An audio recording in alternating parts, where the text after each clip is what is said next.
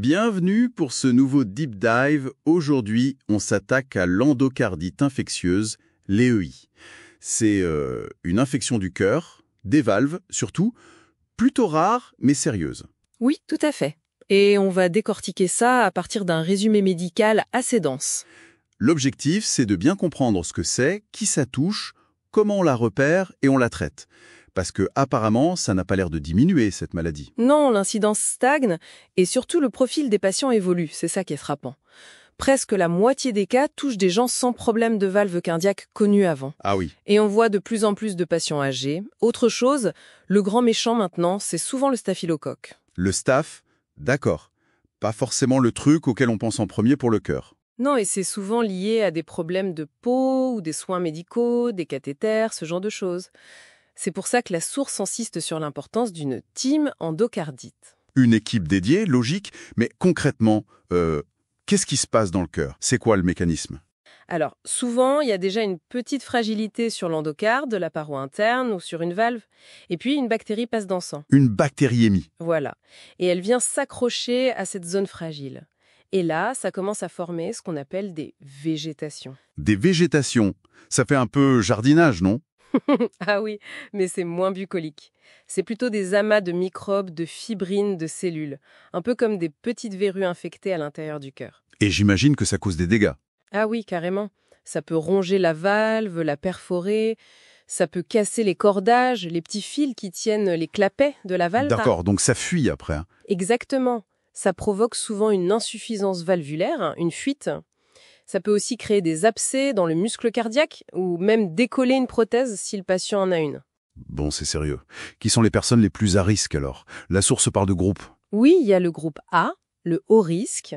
Là, on trouve les porteurs de prothèses valvulaires, qu'elles soient chirurgicales ou posées par cathéter, type TAVI, Ok. ceux qui ont déjà fait une endocardite, et certaines malformations cardiaques de naissance, les cardiopathies congénitales dites cyanogènes. Et le risque intermédiaire, le groupe B? Ça concerne beaucoup plus de monde. Toutes les autres maladies des valves, les valvulopathies comme on dit. La bicuspidie aortique aussi, c'est quand la valve aortique a 2 clapets au lieu de 3. C'est assez fréquent. Et d'autres cardiopathies congénitales moins complexes. Et c'est important pour la prévention, cette distinction?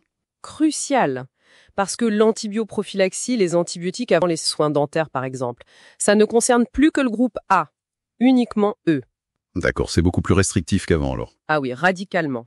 Revenons au coupable. Le staphylocoque, donc en tête de liste. Oui, environ 35%. Le staph doré, Staphylococcus aureus, on le voit souvent sur les valves natives. Et puis, il y a les autres staphs, ceux dits à coagulase négative, plus liés au matériel étranger, comme les prothèses, les pacemakers. Et la porte d'entrée, c'est plus les dents. Moins qu'avant, disons. Maintenant, c'est souvent cutané. Une plaie, un site de cathéter, la dialyse, les soins invasifs en général. Et les autres bactéries, Les streptocoques. ils sont toujours là. Les strepto-oraux, environ 20%, classiquement après des soins dentaires, oui, ou une infection ORL. Ok. Ensuite, on a les streptocoques du groupe D et les entérocoques. Eux, c'est plutôt une origine digestive ou urinaire. D'ailleurs, petite alerte clinique, un strepto-D dans le sang, surtout s'il y a une anémie, il faut absolument chercher un problème au niveau du côlon, genre polype ou cancer. Ah, c'est un marqueur important, ça. Oui. Et puis plus rarement, le groupe HACK, origine buccale aussi. Et enfin, 10% des cas où les cultures de sang restent négatives. Là, on cherche des germes plus rares, parfois des champignons ou des bactéries intracellulaires comme Coxiella burnetii. Bon, comment on la suspecte, cette endocardite? Les signes d'alerte. Le duo quasi constant, c'est la fièvre qui dure, Fièvre prolongée, ouais. et l'apparition d'un souffle cardiaque ou la modification d'un souffle déjà connu. Ça, c'est dans 85-90% des cas. Et parfois des signes plus... Périphérique. Oui, mais ils sont moins fréquents maintenant.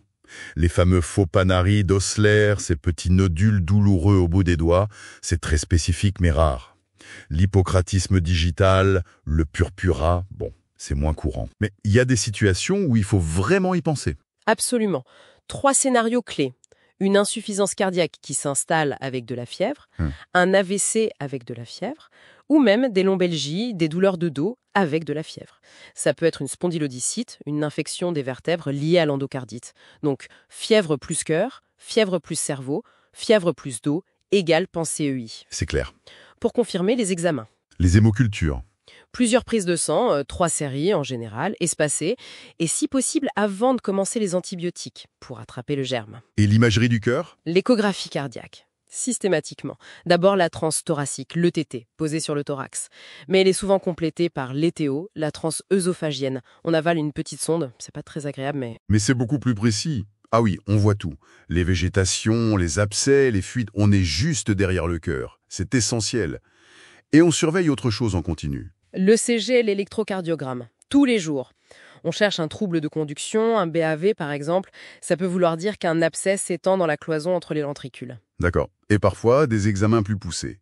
Scanner, TEP. Oui, le scanner cardiaque peut aider, et le TEP scanner est très utile, surtout pour voir si une prothèse cardiaque mise il y a plus de 3 mois est infectée. L'IRM cérébral aussi, pour chercher des petits emboles silencieux, c'est fréquent. Passons au traitement. C'est une urgence absolue. Faut opérer tout de suite. C'est une urgence médicale, mais hospitalisation obligatoire, équipe spécialisée, on cherche et on traite la porte d'entrée si on peut, mais le traitement de l'infection elle-même, les antibiotiques, ce n'est pas forcément à la minute près, sauf si le patient est très instable. Ah bon?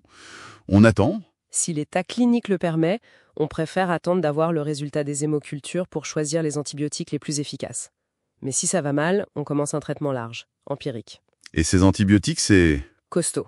Ah ouais. Toujours par intraveineuse, à forte dose, souvent une combinaison de plusieurs antibiotiques, et pendant longtemps, 4 à 6 semaines en général. C'est un traitement lourd. Et la chirurgie, elle intervient quand? Assez souvent, environ la moitié des cas. Elle devient urgente si l'insuffisance cardiaque est sévère, si l'infection n'est pas contrôlée localement par les antibiotiques, genre un abcès qui grossit, ou si le risque d'embolie est jugé trop élevé. Une grosse végétation qui risque de partir en vétisse. Exactement. Surtout si elle fait plus de 10-15 mm et qu'elle est mobile, en particulier sur la valve mitrale. Quelles sont les complications qu'on redoute le plus? L'insuffisance cardiaque, c'est la plus fréquente et la principale cause de décès. Les embolies, bien sûr, un bout de végétation qui part peut faire un AVC, un infarctus dans un autre organe. Oui, c'est logique. Il y a aussi les anévrismes mycotiques. L'infection fragilise la paroi d'une artère qui se dilate et peut se rompre. C'est pour ça qu'on est très prudent avec les anticoagulants. Et puis, des problèmes aux reins, des complications neurologiques autres que l'AVC. Un mot sur la prévention, pour finir. On a dit que c'était plus restrictif pour les antibiotiques. Oui, très restrictif. L'antibioprophylaxie, c'est uniquement pour les patients du groupe A à haut risque. Les porteurs de prothèses, ceux qui ont déjà eu une EEI. Voilà. Et seulement avant certains gestes dentaires bien précis. Ceux qui saignent, qui touchent la gencive ou l'os autour de la dent. Une extraction, par exemple. On donne une dose d'amoxicilline 1 heure avant, en général. Et pour les autres gestes? Une endoscopie. Une petite chirurgie de la peau. Non. Plus d'antibioprophylaxie recommandée pour l'endocardite dans ces cas-là. Ok, c'est bien plus ciblé. Pour résumer, l'endocardite infectieuse, toujours grave, mais son visage change. Plus de staphylocoques, plus de patients âgés, pas toujours de maladies cardiaques connues avant. Le diagnostic repose sur la fièvre, le souffle, les hémocultures et l'écho. Et le traitement combine des antibiotiques longs et puissants et souvent une chirurgie cardiaque. La prévention par antibiotiques, elle, est devenue très limitée aux patients à très haut risque et pour certains soins dentaires seulement. Tout à fait. Et ça soulève une question pour finir, non? Si le staphylocoque et les soins deviennent des causes majeures? Exactement. Au-delà de la classique vigilance dentaire, comment mieux prévenir et détecter ces EI liés aux cathéters, aux pacemakers, aux hospitalisations fréquentes, surtout chez ceux qui ont déjà du matériel dans le cœur? C'est une vraie réflexion à avoir pour les années à venir, je pense.